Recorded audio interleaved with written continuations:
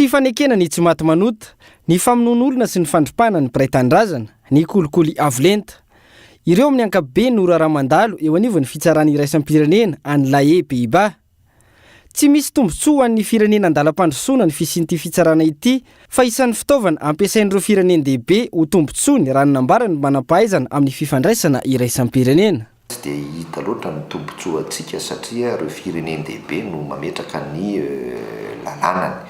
Ka ny zavatra misy eto amintsika, na misy fanonganam-panjakana, na misy kolokolo avolenta iraisam-pirenena dia modina tsy hita izany zavatra satria ny tombontsoan'ireo firenena-dehibe ireo ny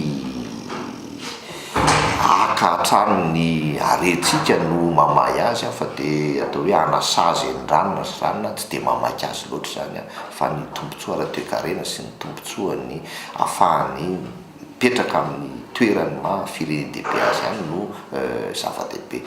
Porofon'izany raha ny faneho-keviny hatrany, efa tokony nampiatra ny fanapa-kevitry ny firenena mikambana, ny hamerenana ny Îles Éparses ao amin'ny Madagasikara, ila Frantsa raha ny fanazavana. Tsy resaka fotsiny afa-tsy ny verina amin'ny renosy kely ireo ohatra resaka Îles Éparses moa filazan'ny frantsay azy efa voalaza ny